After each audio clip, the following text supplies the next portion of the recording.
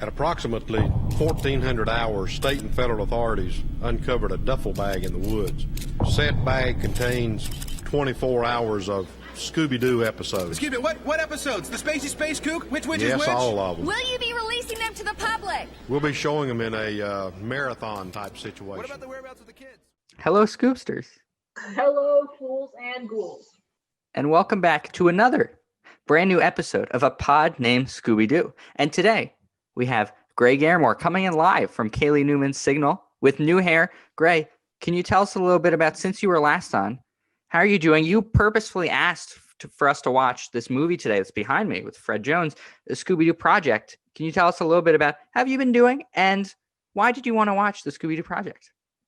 I'm doing well. Thank you for asking. And why would I want to not talk about this? What is not to like about the Scooby Project is really my question for you, Ben. That's a great question. And just first, for people, even big Scooby-Doo fans listening, might not know what the Scooby Project is. So first, it was first aired during a Scooby-Doo Where Are You marathon in 1999. It was aired in little commercial segments in between the marathon. And at the way end of the marathon, it was aired in full with an extended ending. So very weird airing of this. It was a Halloween special. It's based on a parody of the Blair Witch Project. Grae, what did you know about this maybe before you saw it? How did you first watch it? And just off the bat, why do you enjoy something like this, which is more horror-based, which has a really weird animation mixed with live action? I know that's a lot to throw at you. Yeah, that is a lot in one question. It's almost like you asked me 5 in 1 there.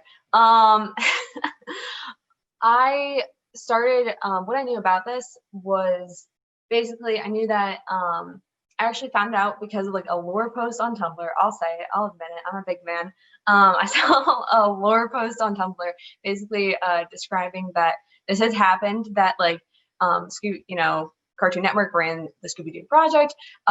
Kids all over America that night had horrible nightmares. It was in papers the next morning that like all this had happened. I'm like, there's no way this is actually real. And then I do a Google search. It's real. I watch it right there at 3 a.m. in the dark, and it scares the living daylights out of me. I'm instantly obsessed. Just a little background on why I like horror is I'm a huge horror fan. I've watched a lot of really bad horror movies in my time. It's something of just like a little fun hyperfixation. I've watched the B, C, and also D category of bad horror films that Netflix houses, and they're all terrible. And so I think I already had a penchant for like lore and horror and like kind of the weird bad side of media and content. So then Scooby-Doo Project kind of fit all of them. Yeah, very horror based. And Kalle, something that we've been doing that I've been throwing at you at the start of each for a little while. And this one, it might be the most important for because some people might not have even heard of this. So after watching this recently, can you give a 10-second plot summary review? Mostly summary. What is the Scooby-Doo Project? Mm-hmm. All right. I've been doing these in one sentence. So here we go. One sentence summary. The Scooby Gang gets lost in the woods while looking for something. And it's half animated, half live action. Yeah, that fits. It's very ominous because it's a 30-minute special, really. And the 30-minute special is really ominous. And great segue to hop into, it's very un-Scooby-like for what it is. It's Scooby Gang is all animated, like you see Fred right on this virtual background. But there's a lot of cutaway interviews with real people. We'll talk about the ending, which includes a real person. The animation is very flat. They almost look like Flat Stanley, if you know those books. And because of that, there's a very restricted nature that it feels like. It looks like a found footage horror film. It looks like someone took a camera and walked through a forest and was like, and just like, swirled the camera around and you're like, tree. I think that was the intention. Yeah. So 100% based on the Blair Witch Project. So Grae, is there something that you think attracted you to the mix of animation and live action when you first saw it, or maybe if you rewatched it since? Do you think something about this style makes it maybe a bit scarier? 100%, but it's something that you don't expect at first to be scarier. I think that's the scariest part about it, is you're entirely hoodwinked, because when we watch animation and live action, like movies and everything in our collective like experience as culture and media, the two ones that are like we think of are Looney Tunes of, you know, the classic Space Jam, and then Who Framed Roger Rabbit. And I thought that was going to be kind of what this sort of take on Blair Witch Project would be. I think that is the most terrifying part of, you think it's going to be a Scooby version of the Blair Witch Project. It is not in any capacity. It legitimately scared me. And I will say, I discovered this 2 years ago. This wasn't like an old discovery. This was recent, and it still terrified me. I think that's the biggest hook, you know, of the thing itself, is it's entirely unexpected that they won't go cartoonish with the plot, and it makes it all the more jarring that it's live action towards the end. So Yeah, there's even a moment where Velma is supposed to be interviewing a man. He says, "I recognize you guys, right? You're cartoons," and that blew my mind, because not only are they referencing that they're cartoons, the Mystery Gang doesn't say anything along the lines of like, "Yeah, that's us." They're just kind of like, "What?"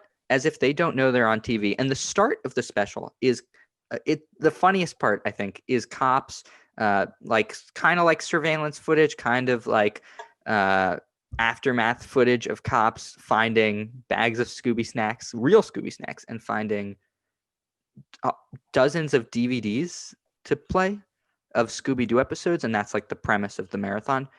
Kalle, same question for you. Do you think the mix of live action and animation makes it scarier? Did it throw you for a loop overall, just seeing this kind of weird restricted area? It was definitely interesting because it's different than any other Scooby-Doo stuff. I guess I didn't think it was scary, like, and I didn't really see how people thought it was. Cool. Really nice. Awesome. I thought it was hilarious. I never once was like, "Ooh, this is actually kind of scary." I thought it was so funny because it's so. First of all, I hate the Blair Witch like actual movie. It's so bad, horrible, waste of time, so bad. And this was so funny because it was exactly like that. It was just bad, but this one was actually funny. I'm sorry, Ben. We have to stop the podcast. We can wrap it up here. This is as, you know, good as it's gonna get. It's only gonna go down from here. You're telling me the Blair Witch is a good movie? I'm not saying it's a bad one. What makes it a bad movie? It's so boring. No, it's not. It's interesting. Literally nothing happens until the last 2 minutes, and then the ending is just a disappointment. You don't even really see anything. It's I just feel like some Scoobsters may remember in my previous episode, and I do want to point out that I think I'm your first two-timer. You know, I'm glad I popped that cherry for you.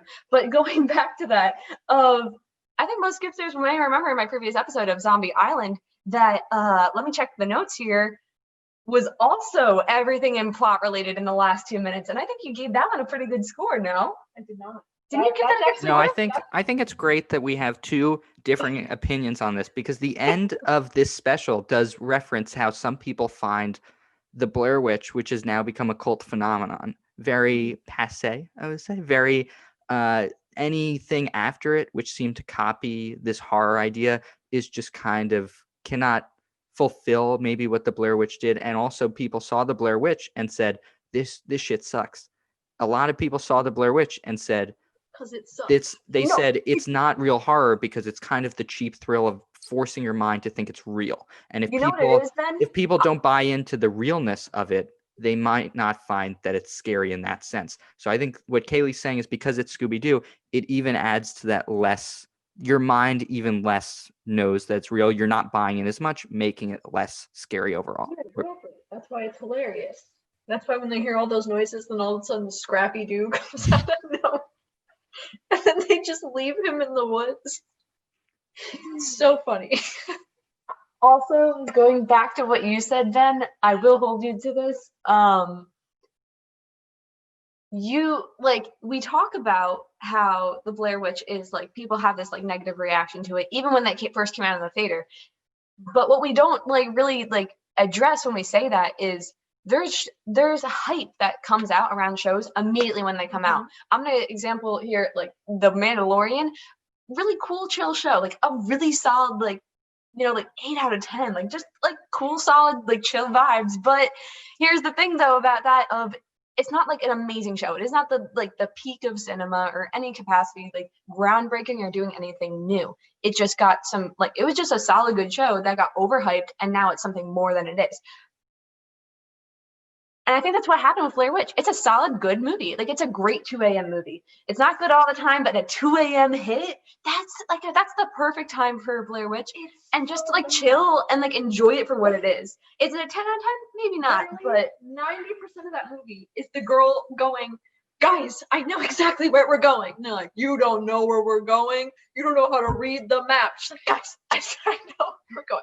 That's 90% of the fucking movie. It's not scary. It's not good. It's horrible. Anyways, Wait. the Scooby version is a lot better because it's making fun of how bad the actual movie is, and it makes it better because first of all, this is more interesting. These characters are interesting. They make fun of the map part where Scooby and Shaggy eat it. Because in the real movie, they like throw it in the fucking river or something. yeah, they throw it into the woods. Yeah. Anyways, so the Scooby version is superior in every way because the original version is just shit. The one thing I'll say on that is that I'm sorry, Ben. We'll let you speak in a second. This is our podcast now. Actually, I was listening to the director's commentary of the Scooby Project, and the director mentions in it that his parody of the Scooby Project parody is actually the creators of the Blair Witch Project said that they respect that parody as the best parody of it. I think it is definitively a parody of it, and I think it's the best one of it. Stays exactly to what happens in there. They do the Scooby version absolutely, but they stay true to the plot more than any other parody. Parodies at the time were on SNL, like all these different places, right? And all of them did cartoonishly. They enhanced the plot. They made it more exaggerated because, like, you know, that like number one feeds into the hype, you know, from before, but also I don't know, it feeds into that. Blair Witch is not a horror movie. It's a movie about people who don't know how to use maps. So the director says differently, but then you can speak on that. Yeah, I think in a lot of ways, what the Scooby-Doo project does really well is that, one, you can watch it in those commercial bits. It's made so that kind of like when you're watching a show that wants you to watch the next part, even though I think you're both right in the sense that Kaylee's right that there's really no plot to this or the Blair Witch Project. There's no real plot of point A, point B, but that's not the reason why people thought it was a good movie or a cult phenomenon. That's not the reason why it became something like that. And I think I think the Scooby-Doo project, what it does really well is it takes that and it just the characterization adds to the plot because it's 1999. Think about it. We've never seen the characters get this irate. Look at Fred behind me. Look at that face. There's a slow buildup of about 15 minutes of this. This whole thing's about 25 minutes. 15 minutes of this is just the slow buildup of them all hating each other and being pissed off and being frustrated and not eating, which is just horrifying. And then mixed in with some jokes, like Kaylee was saying. So I wanted to ask, can we talk about the Scrappy-Doo moment? Because they hear Scrappy-Doo. Yes. At about the 3/4 mark of this, they hear Scrappy-Doo outside the tent. And they hear him yell something from like, I'd say 30 yards out. And Daphne starts furiously running, screaming. Yeah. And Velma says, "It's just Scrappy." And Daphne goes, "I know." And then Scrappy appears in front of them. By the way, he looks ginormous. And he says, "I'll go get the monster. I'll go get him." How he found them, I don't know. Why he's there, don't know. Kind of loved it. And then he attacks the monster, the noise that he hears. And they all run in the opposite direction. As soon as he walks away, Fred goes, "Guys, we should run!" And they take off. I think what this special does really well is the self-referential. Something that we talked about in an earlier episode, Kaylee, was how when Velma loses her glasses, why can't she get a strap for her glasses? They even talk about that, how they've been telling her. They talk about how they normally go on 22-minute adventures and that this one feels like it's been going on for weeks. Do you think the self-referential nature of it makes this... It definitely makes it less scary. Does it make it a better parody in that sense? Because like you were saying, Greg, kids were really frightened by this. does the self-referential nature only make it better for people like us who consume an ungodly amount of Scooby-Doo media? Or if you're a casual person watching this, will you get a nice laugh out of it? Grae? I think I disagree with you. I think that it's scarier in its own right because of the breaks and like the way that it's not usual with Scooby or stuff. With the usual like Scooby universe, as you might call it, Scoobiverse. And we have to get a different name. Hold on, that's Scuba. Hold on, that already exists. Wait. Scoobyverse. Okay, that works. The scuba diving community is going to be really upset. Scuba diving community, know what's up. What's good? Drop that link in the bio. That's what we should have done a podcast on. I apologize. No, but I think that's what makes it scarier. Of Velma, Daphne, and Fred never break in any of the Scooby things. That's like part of the thing. They're unwieldily confident. And actually, like after watching this, everything afterwards, if you watch more Scooby stuff, is always like shocking. Like, how do you have actually that much confidence in a person that you're so sure? How are you like, I don't know, that seems like a lot of evidence to be still so sure. And then the break in that of that utter confidence that we don't even like realize is there in the first place is terrifying. Your characters aren't supposed to act that way. That must mean that like it's really affecting them if even they're unbreakable. Kalle, is there a reason maybe that you found this more funny than scary? Is it because of that characterization that Grae's talking about? Yeah, I think that's exactly why I thought it was so funny, because it's not only parodying Blair Witch, it's also parodying Scooby-Doo. And that's why it's so funny, because it's making fun of all the things that we've talked about on this podcast. Velma losing her glasses, how terrible Scrappy-Doo is, how Fred is just an idiot himbo. It makes fun of all those things, and that's why it was hilarious. I never once was like, oh, I hope children didn't watch this. This is creepy. It was hilarious, and I laughed so hard. I'd like to add Shaggy legitimately terrifies me in this movie, because not only does he and Scooby eat the mat with Tabasco, but then he does like this laugh, and then he's standing in the corner somewhere, and Velma points the camera at him. She's like, "Why are you in the corner?" And he's like, "I'm scared, man." And I was like, "Oh my god!" I thought he was going to turn into a monster. That was terrifying. But So funny. it is funny, but it's that that part made me nervous. But we do see the monster here. And let's get into the ending a bit, because this is an extended ending we watch. You can watch it for free on YouTube. And it ends with them finally catching this monster, taking the mask off, as Fred does. He referenced at the beginning of the special by saying, "It's my turn to take the mask off." Takes the mask off. It's just a random man, a real man. Could have been anyone. And the guys, they say, "Why are you doing this?" He says, "It's Halloween." And they said, "Why'd you follow us in the woods?" And he says, "I wasn't in the woods. What are you talking about?" And then they turn and we see a real monster, and they try to open the window, and, it cuts to them missing. Supposedly they're, still missing in the woods. But we also saw the monster, and the monster is a 2D Flat Stanley-esque monster as well.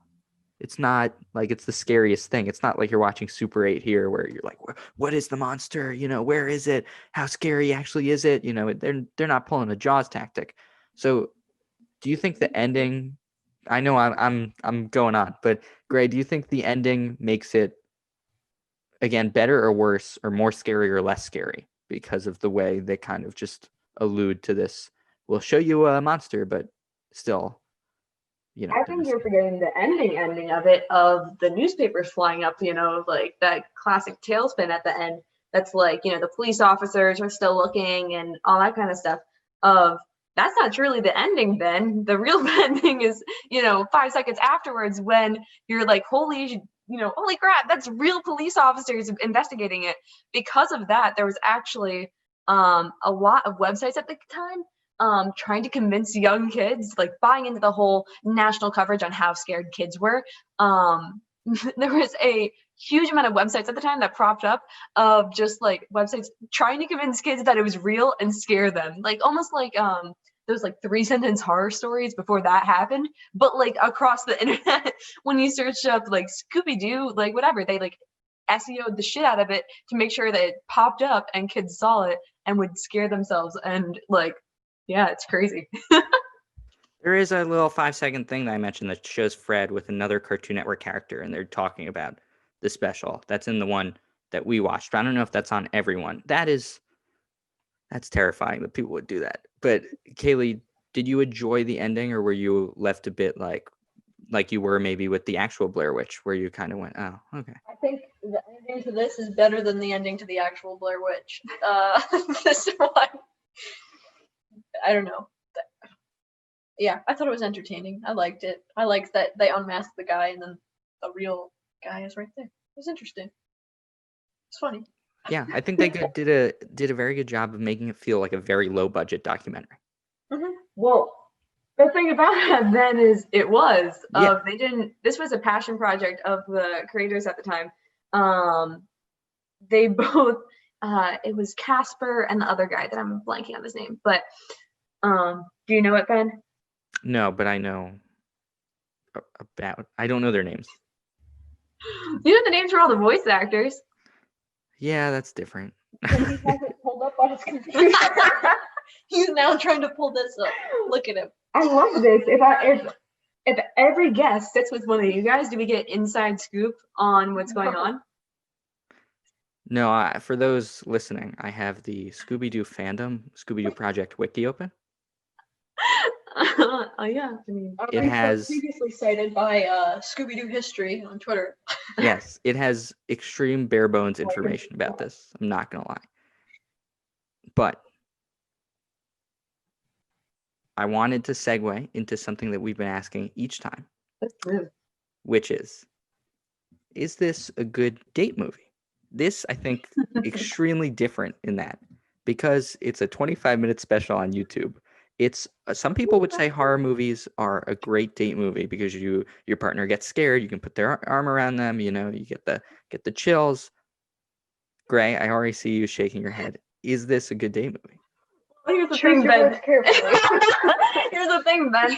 As soon as you said imagine, I did in my mind, and in my mind's eye view, I imagine me info dumping just nonstop, no hesitation about this thing that they're not going to care about. You can't care about in the first sitting, and that's a multi-sitting thing. That's that's Brussels sprouts. When you get older, like the more you get used to it, the more you like it. That sounds like the worst first date ever. Like, oh my God, can you imagine someone just not letting you talk and just like info dumping the entire time, like not even letting you Okay. speak? So let's say it's not you, but for the general public, is this a good date movie? No. Okay, I disagree. I know I've taken back my statement that every Scooby movie is a good date movie, but and the last few I've had to say absolutely not. But this one is absolutely a good date movie. It's so funny. And if chances are that this person is not, a full Scoopster, okay? So they probably haven't seen this before, and they're gonna have that. You get to have that experience of watching it for their first time with them, and it's hilarious. And it's like everybody knows Scooby-Doo, and you don't have to be a huge fan of Scooby-Doo to enjoy this. It's funny. You understand what they're making fun of. I think it's a perfect date movie. Benny boy, how about you? I think I'm in the middle between you two because I think the circumstances around, yes, right there, like that, like the end of Haunted Mansion, where the ghost ends up right in the middle of you in your car. Odd reference, but the nature of this movie, I'll call it a movie. Imagining someone pulling it up on YouTube and airplaying it to a TV, saying, "Let's watch this on a date." I think I'm gonna have to say that for a date, it's a bad date movie based on the idea that we're just going to watch this all the way through and then it's going to end and then we're just going to continue the date. I don't know what I would say after watching something like this. I don't know if this is all you're doing. Yeah, well, obviously, but also I don't know like what jokes I could make from something like this watching it, unless my partner is just as into Scooby-Doo as me, which I sure hope they are. But otherwise, Gotta find a Scoopster, otherwise it ain't real. obviously, but otherwise, I don't know. Hold on, that should be the slogan for your guys' podcast. Our podcast is now a dating show, but Yeah, we slowly devolve. That's the only that we start the podcast by asking, "Is this a good date movie?" Now tell us about dates you've been on previously, and we'll give you advice for next. no, it's is this a good date movie? Want to go on a date with me? I think that this is so niche that it disqualifies it from me considering it a good date movie. I think that's what makes it a great date movie. But if I'm with someone who doesn't even know the Blair Witch Project, I can't make jokes about that. If I'm with someone who doesn't know Scooby-Doo as well as I do, can't make jokes about that. If I'm with someone who knows both, then we've both seen this. We don't need to watch this again. I think the Blair Witch Project and Scooby-Doo are both so like widely understood. Even if you've never seen either of them, you understand the basic premise of each of them. Like I don't think there's somebody out there who's like, the Blair Witch Project. What is that? I hope we get a YouTube comment that someone writes. I watched this whole Nobody thing. listens to this. Nobody's gonna comment. Excuse you, Buff. Scooby fans out there, I know you're listening. I Yeah, love excuse you, Buff Shaggy commented. No, let's test the fans, okay? If you listen to this episode to this point, and you made it this far, I want you to comment Zoinks 69. Sure. Scooby-Doo is an incel. Period. Well, anybody could comment that on any Scooby material without having watched this. It's actually on every single Scooby. Yes. That was hard to hear. Can you repeat what you were saying, Grae? Can you repeat your Scrappy Doo message? Scrappy Doo is an incel. Yes, people can Google that. Yeah. Can you actually edit in right here? So we're gonna edit this podcast, obviously, and then when you do edit this part out, include like a slow down, and then like for the video format of this, if you're listening to the podcast on Spotify, I see you, but I'm so sorry you do not see me. And I want it to be like slow down, and you'll see like a caption that'll say, "Scrappy Doo is an incel." That's great. I'm sure our editor will love to put that in. All right. Yes. We'll get our trusty editing intern to put that right in. This is a perfect time to give it its final ratings out of 10 real Scooby Snacks this time. This time they're real Scooby Snacks. I think I'll go first. I have no nostalgic rating for this because I didn't know this existed until Grae told me about it a little while ago. And I had heard, like, I knew it was a thing. I didn't know where you could find it. I didn't know it was a real thing, like you were saying. I thought it was like a fan-made project. I did not know it was real and aired on Cartoon Network. Shame on me for being born in 2000. But I think my current rating is going to have to be, I'm going to give it an 8.5 out of 10. I would give it higher without the circumstances that surround the project, being terrifying children, being that it's so niche and out of the Scooby lore, I'll say. But I really especially enjoyed the Scrappy reference, and I enjoyed it a lot more than I would other movies. Kayla and I talked about pacing, and watching a lot of these, you realize how long some children's movies are. And while this is not a children's movie, or it doesn't even have adult humor specifically, it definitely caters more to an adult millennial crowd. Our target demographic, obviously adults and millennials. So for the podcast, and for the comment Zoink 69. So Kaylee, what would you? Wait, can we actually figure out if you liked me better on this podcast episode? You can comment Scrappy Doo is an incel. If you did like Kaylee's, addition, conversation starters, you can do the other one, I guess. Like if you. God, we're not going to get a single comment, Kaylee. No, absolutely not. Kaylee, what would you rate this out of 10?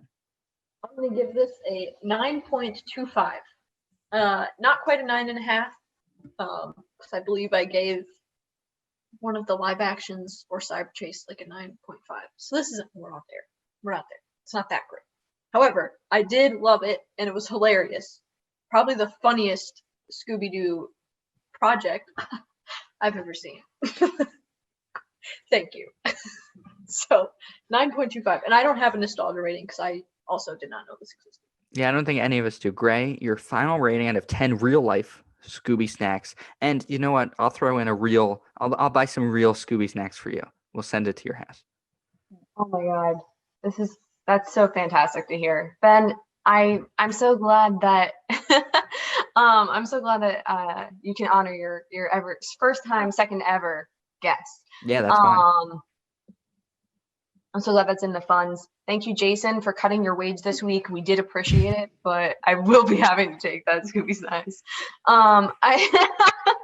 I'm gonna go high with it. I think that's expected from hearing me talk about it. I love it. I love it from start to finish. I love that this was created right before Y2K, and then like there's a lot of anxiety and already for like that, like, and you hear it on the news and everything, and then kids went home and watched this. Can you imagine 2008 recession while you're playing Wii, man? Fucking crazy. And then I think we can't discredit it for that. That's an attribute of it. That's a credit to it, to its power and weirdness and lore.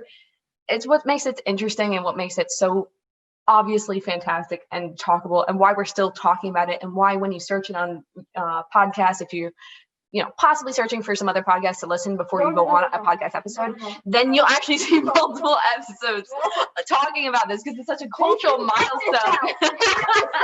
I know there's other Scooby podcasts. Jason, I will send you one milk bone. It won't be a edible human Scooby snack. It won't be real. It will be a cartoon milk bone. You can have that for one Scooby snack if you keep it in. Anyway, so I'm going to continue for all those reasons and many, many more. I could write an essay about. I'm going to do a 9.7. It's a perfect no. No one is. We're all trying our best in this world. But it's really pretty close. So 9.7. And then for nostalgia, I've known about this for 2 or 3 years. It's something I kind of had on the back burner that I try to like talk to people about whenever I find out about it. And so I mean, nostalgia, that's not that much, but that was pre-pandemic times, the before times, if you will. And so because of that, it just makes it instantly way more interesting. So I'll go very high with it as well. This one, nostalgia, who's to say? Memory's fickle. It's going to be a 10 out of 10. Wow. Well, I can't thank you enough for recommending it, because it was really at least extremely different on if we're making a chart of Scooby-Doo movies, it's definitely way out there. Thank you again. That chart, bud? Thank you. Well, I'll have a graph up at the end of these. Thank you so much, Grae, for hopping on for a second time with new hair, new opinions. We love to see it. And Kalle, let's hear the outro. Ruh-roh. Looks like we're all out of time. Unfortunately, once again, we did have to bump Michael Vito Valentino, but that's okay, because we'll see him next time on A Pod Named Scooby-Doo. What's this Scooby-Doo? We're coming after you. We're gonna solve that mystery. I see you, Scooby-Doo. We're coming after you. What's this Scooby-Doo?